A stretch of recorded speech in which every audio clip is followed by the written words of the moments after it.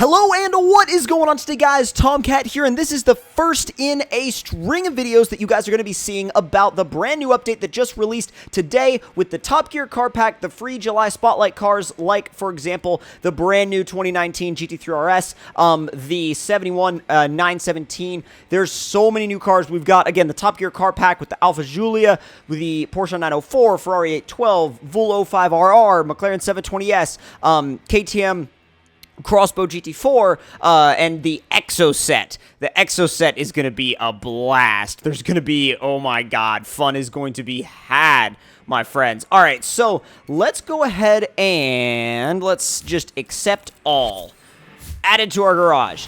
Boom. So that kind of bumped us up a collection tier. I wonder if, okay, I was going to see how much more it actually bumped us up. But, let's see. Oh, yep, and yep. So let's continue. If you hurry, you can catch the special vendor. Let's see. Oh, you know what? It's probably going to want us to... Yeah, we got new stuff at the specialty dealer, too. Let's see. GT Speed, XK120SE, R31. We can come back and look at those later. But if we go to our garage... Now, this is where it gets really, really interesting because there's a lot of cars that I'm very interested in driving. One of the biggest ones that I'm interested in driving is the brand new GT3 RS, and that thing is just so crazy, right? Like, it's so intense, it's so wild, it's so crazy. Have to give it a go. And let's go ahead and view it. We'll take a look around it, and then of course the Exocet will be coming up soon after that. And I really want to drift the Exocet, especially since it's the V8 car. Like, that thing is gonna be wild. But this car is no slouch as it is whatsoever. So we're gonna go ahead and get in it.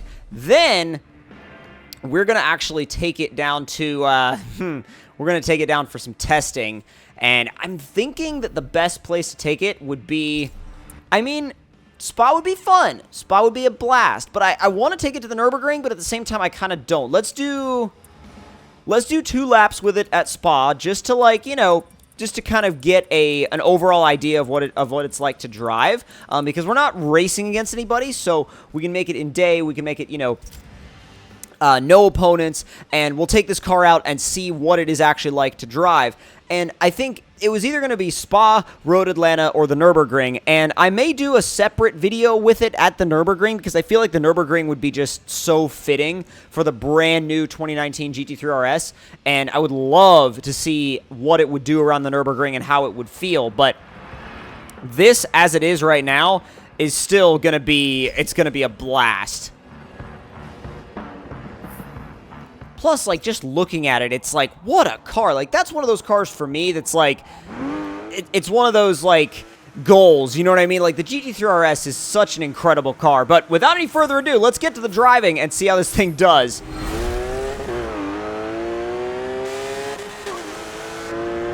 There we go. Oh, my God. It's very easy to drive. Like, it's really easy to drive. Like, the grip when it turns in is incredible. Dab of brakes. Wow, I braked way too much. Way too much.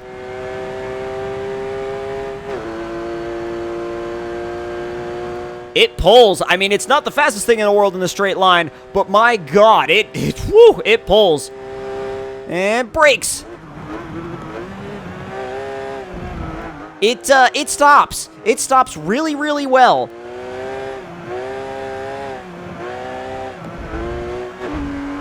It really loves to kind of play around on the limit, and I love the fact that it'll do that because it's so adjustable.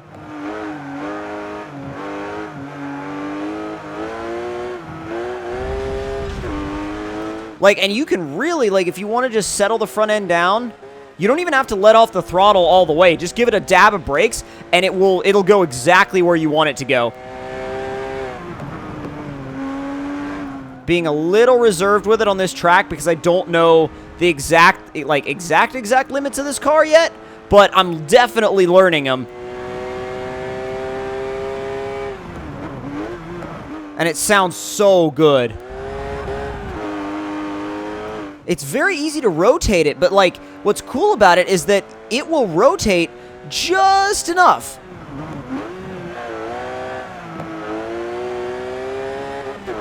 It's got the perfectly balanced amount of grip. It's just so good. It's so good. Oh my god, it's so good. Just staying in it. And I'm not going to set any lap records with it right now because, like I said, I need a little bit more seat time with it, a little bit more practice. But man, like flat, perfect. All the way out to the curbing. Like it does it exactly like you imagine how a corner is going to go, and then you just do it. Except for that, because that was terrible. That was absolutely horrible. But other than that, you imagine how a corner is going to go, and then you just do it. Like, you imagine it in your head, and it's like, oh, it did it exactly that way. Probably shouldn't have gone down to first there, to be honest. I probably could have just stayed in second and done just as well, but honestly, it's all in learning the car. So now, heading down the front straight, let's try to get a little bit more speed out of it than we did last time. Not bad. 2 seconds better than, well, almost 3 seconds better than the last lap, so we're already doing much better here. Staying in it, that's 161, 162, 63, 4, 5, brakes.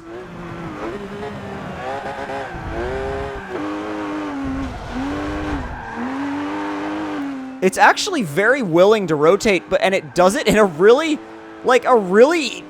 super easy to manage way. And I know that's not the fastest way to do a lap, but actually, this car's really fun to slide around. And you wouldn't think that about something that's supposed to be like the hardcore lap times focused Porsche. But man, it does such a good job of it.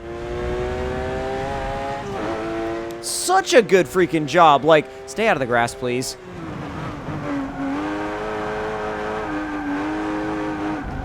It loves to balance on the edge. It really just loves it.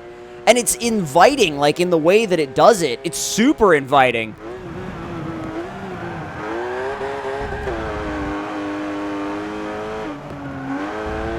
Oh, yeah, it loves to be trail braked into a corner. And it, like, as you can see, it just releases exactly the way you would want it to.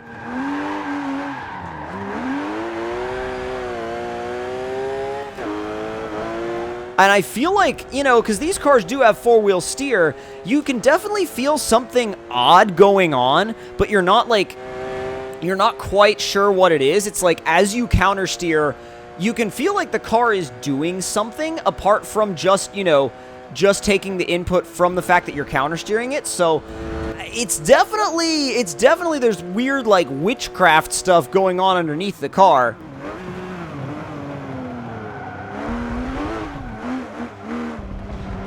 Easy, and go. That was better than last time, by a lot. By a freaking lot. But no, wow, what a car. That's amazing. I love that car. I love that car so much. Because that was like one of the first cars that I wanted to drive when this pack came out. And now, I'm thinking that the best one to follow it up with is going to be the Exocet, because the Exocet, the Exocet's gonna be a blast. Let's go. Still wheel spin. Woohoo! Alright, we'll do a civilized lap with it first. Try and get heat and everything. Whoa, that's... Well, civilized lap out the window. Alright. This thing is insane! I also have to get used to the fact that it doesn't rev anywhere near as high as the Porsche.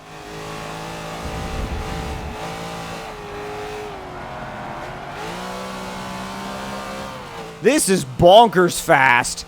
Absolutely bonkers fast. Wow. Like, oh my god, wow.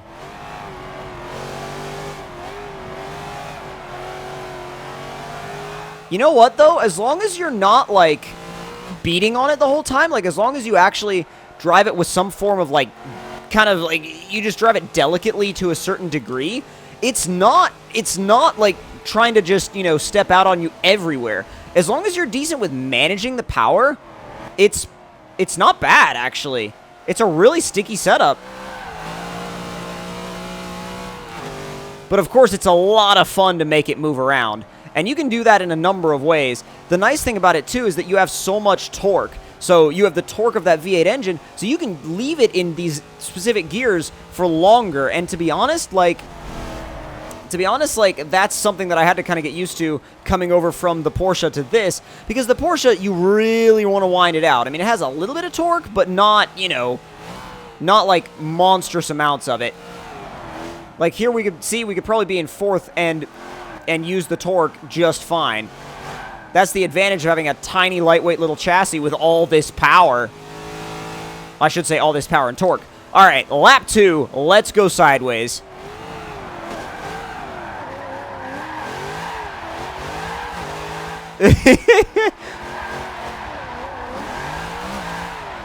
This thing is so easy to drift. Oh my god, it's so easy.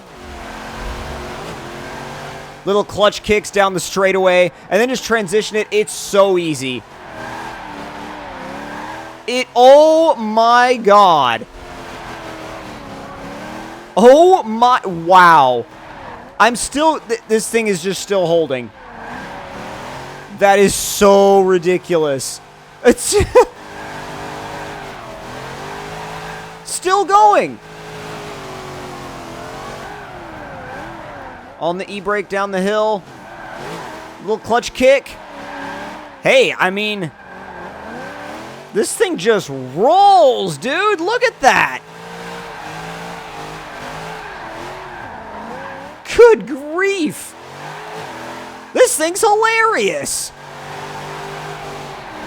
New drift car right here, people. I mean, and it's so great because it's multi-purpose. You could go and time attack this thing and then turn around and go use it at a drift event. I mean, it's amazing. There we go. There we go.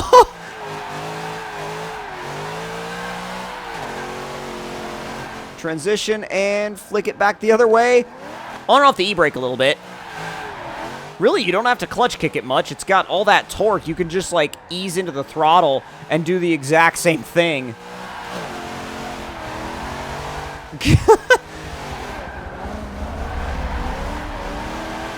It's just this big, massive wave of torque in a go-kart. I love it. I love it so much. I could do this over and over and over and over, just, like, for hours. I could just throw this thing around a track for hours, and it would just be so much fun. So easy. I mean, look at it. It just keeps going. It literally, it just keeps going. One way and then flick back the... Oh, God. Came in a little hot.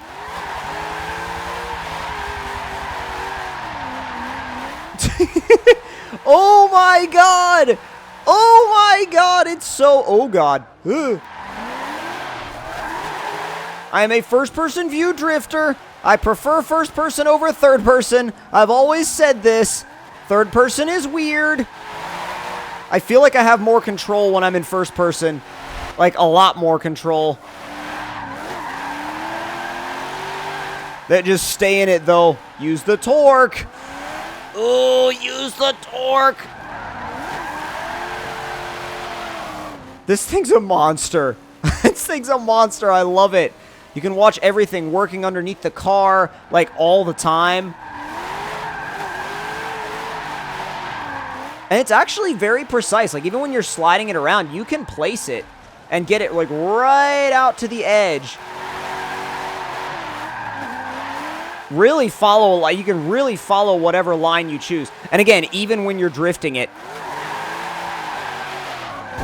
Oh, ow. We'll call that a wall tap. Just no lift shifting into fifth. Hey, I mean, that setup worked. Oh, come on. Kind of reached its maximum angle there, and I didn't want to try to, like, fling it back the other direction. Whoop. Stick with it, though. It's so much fun. If you ever wanted a drift cart, this is your drift cart. Oh, what the? Wow, okay. That was super weird. It didn't even look like with our setup, it didn't even look like it was going to go back the other way that aggressively, but again, that's one of those things where when I'm in first-person view, it's a lot easier for me to feel out stuff like that. Like, if I was in third-person view right now, I would not be flinging the car this aggressively. And back the other way. Oh my god, yes. Oh, drift the banking. Oh my god, drift the banking. Dude, oh my god. That's the first car I've drifted the banking in a long, long time. Wow, that's the first car I've drifted the banking in a really, really long time. Sideways across the line. That was so much fun. That was so much fun. You guys need this car. You need all these cars. And I will be following it up with 2 more cars in another video. But this, oh my god. The Porsche was fun, but the Exocet was 100% like the star of the show here. It just blew me away. But hope you all enjoyed this video in Forza Motorsport 7. If you did, don't forget to slam that like button. Tell me in the comments below what y'all thought of it. And if you're new to the channel, don't forget to subscribe for more. I'll see you guys next time. Talk to y'all later.